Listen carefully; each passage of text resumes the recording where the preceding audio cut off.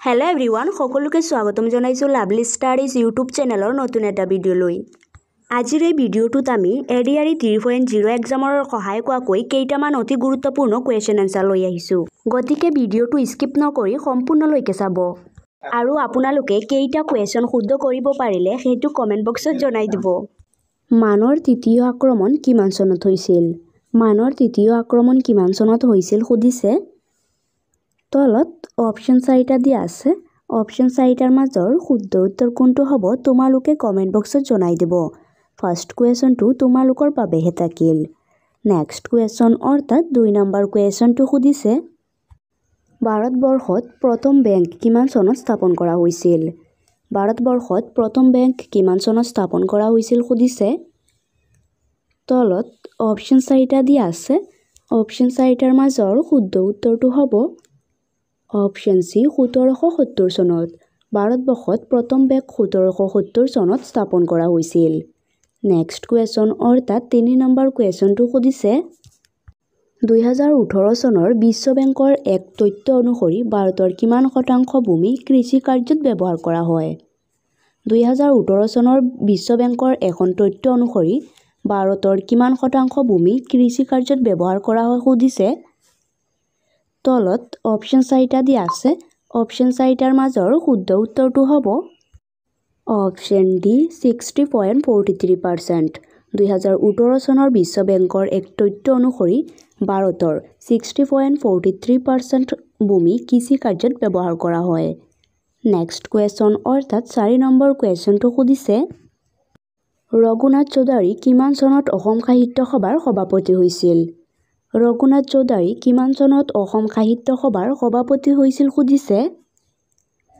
তলত অপশন 4টা দিয়া আছে অপশন 4টাৰ মাজৰ শুদ্ধ উত্তৰটো হ'ব অপশন বি 1936 চনত ৰঘুনাথ চৌধুৰী 1936 চনত অসম সাহিত্য সভাৰ সভাপতি হৈছিল নেক্সট কোৱেশ্চন অৰ্থাৎ 5 নম্বৰ কোৱেশ্চনটো খুদিছে বন্দে মাতৰম গীতটো কোনখন উপন্যাসৰ পৰা লোৱা হৈছিল বন্দে মাতৰম গীতটো কোনখন উপন্যাসৰ পৰা লোৱা হৈছিল খুদিছে তলত অপশন 4টা দিয়া আছে অপশন 4টাৰ মাজৰ শুদ্ধ উত্তৰটো হ'ব অপশন এ আনন্দমঠ বন্দে মাতৰম গীতটো আনন্দমঠ উপন্যাসৰ পৰা লোৱা হৈছিল নেক্সট কোৱেশ্চন অৰ্থাৎ 6 নম্বৰ কোৱেশ্চনটো খুদিছে ভাৰতত পোনপ্ৰথম চৌপাশাল ক'ত স্থাপন কৰা হৈছিল ভাৰতত পোনপ্ৰথম চৌপাশাল ক'ত স্থাপন কৰা হৈছিল খুদিছে তলত অপশন 4টা দিয়া আছে অপশন 4টাৰ মাজৰ শুদ্ধ উত্তৰটো হ'ব অপশন সি গোৱাত ভাৰতত পোনপ্ৰথমে চৌপাশাল গোৱাত স্থাপন কৰা হৈছিল নেক্সট কোৱেশ্চন অৰ্থাৎ 7 নম্বৰ কোৱেশ্চনটো খুদিছে জয়ধ্বজ সিংহই কোনজন সত্ৰাধিকাৰৰ ওচৰত শৰণ লৈছিল জয়ধ্বজ সিংহই কোনজন সত্ৰাধিকাৰৰ ওচৰত শৰণ লৈছিল খুদিছে তলত অপশন 4টা দিয়া আছে অপশন 4টাৰ মাজৰ শুদ্ধ উত্তৰটো হ'ব অপশন এ নিৰঞ্জন দেৱ জয়ধ্বজ সিংহই নিৰঞ্জন দেৱ সত্ৰাধিকাৰৰ ওচৰত শৰণ লৈছিল নেক্সট কোৱেশ্চন অৰ্থাৎ 8 নম্বৰ কোৱেশ্চনটো খুদিছে কোনজন আহোম ৰজাৰ দিনত শাক্ৰ ধৰ্মই অধিক গা কৰি উঠিছিল কোনজন আহোম ৰজাৰ দিনত শাক্ৰ ধৰ্মই অধিক গা কৰি উঠিছিল খুদিছে তলত অপশন 4টা দিয়া আছে অপশন 4টাৰ মাজৰ শুদ্ধ উত্তৰটো হ'ব অপশন এ শিৱসিংহ শিৱসিংহই আহোম ৰজাৰ দিনত শাক্ৰ ধৰ্মই অধিক গা কৰি উঠিছিল নেক্সট কোৱেশ্চন অৰ্থাৎ 9 নম্বৰ কোৱেশ্চনটো খুদিছে ভাৰতীয় সংবিধান 1950 চনৰ ডেছ তাৰিখৰ পৰা কাৰ্যকৰী হৈছে ভাৰতীয় সংবিধান 1950 চনৰ ডেছ তাৰিখৰ পৰা কাৰ্যকৰী হৈছে খুদিছে তলত অপশন 4টা দিয়া আছে অপশন 4টাৰ মাজৰ শুদ্ধ উত্তৰটো হ'ব অপশন সি 26 জানুৱাৰী ভাৰতীয় সংবিধান 1950 চনৰ 26 জানুৱাৰী তাৰিখৰ পৰা কাৰ্যকৰী হৈছে নেক্সট কোৱেশ্চন অৰ্থাৎ 10 নম্বৰ কোৱেশ্চনটো খুদিছে দাসীগাম ৰাষ্ট্ৰীয় উদ্যান ক'ত অৱস্থিত দাসীগাম ৰাষ্ট্ৰীয় উদ্যান ক'ত অৱস্থিত খুদিছে তলত অপশন 4টা দিয়া আছে অপশন 4টাৰ মাজৰ শুদ্ধ উত্তৰটো হ'ব অপশন বি জম্মু আৰু কাশ্মীৰ দাসীগাম ৰাষ্ট্ৰীয় উদ্যান জম্মু আৰু কাশ্মীৰত অৱস্থিত নেক্সট কুৱেশ্যন অৰ্থাৎ 11 নম্বৰ কুৱেশ্যনটো সুধিছে মৌলিক অধিকাৰৰ পৰা সম্পত্তিৰ অধিকাৰটো কোন চনত বাতিল কৰা হৈছিল? মৌলিক অধিকাৰৰ পৰা সম্পত্তিৰ অধিকাৰটো কোন চনত বাতিল কৰা হৈছিল সুধিছে। তলত অপশ্যন 4টা দিয়া আছে। অপশ্যন 4টাৰ মাজৰ শুদ্ধ উত্তৰটো হ'ব অপশ্যন এ 1978 চনত। মৌলিক অধিকাৰৰ পৰা সম্পত্তিৰ অধিকাৰটো 1978 চনত বাতিল কৰা হৈছিল। নেক্সট কুৱেশ্যন অৰ্থাৎ 12 নম্বৰ কুৱেশ্যনটো সুধিছে অস্পৃশ্যতা বৰ্জন তলৰ কোন অধিকাৰৰ অন্তৰ্ভুক্ত? অস্পৃশ্যতা বৰ্জন তলৰ কোন অধিকাৰৰ অন্তৰ্ভুক্ত সুধিছে। তলত অপশ্যন 4টা দিয়া আছে। অপশ্যন 4টাৰ মাজৰ শুদ্ধ উত্তৰটো হ'ব অপশ্যন বি সমতাৰ অধিকাৰ। নেক্সট কুৱেশ্যন অৰ্থাৎ 13 নম্বৰ কুৱেশ্যনটো সুধিছে শিশুসকলৰ শিক্ষাৰ অধিকাৰ কোন সংশোধনীৰ জৰিয়তে মৌলিক অধিকাৰত অন্তৰ্ভুক্ত কৰা হৈছে?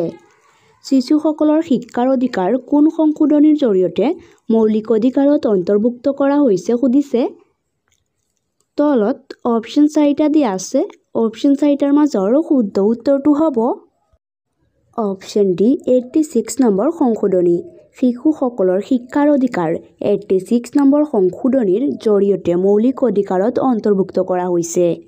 নেক্সট কুৱেশ্যন অৰ্থাৎ 14 নম্বৰ কুৱেশ্যনটো সুধিছে স্বাধীনতাৰ অধিকাৰ সংবিধানৰ কোন অনুচ্ছেদত সন্নিৱিষ্ট হৈছে?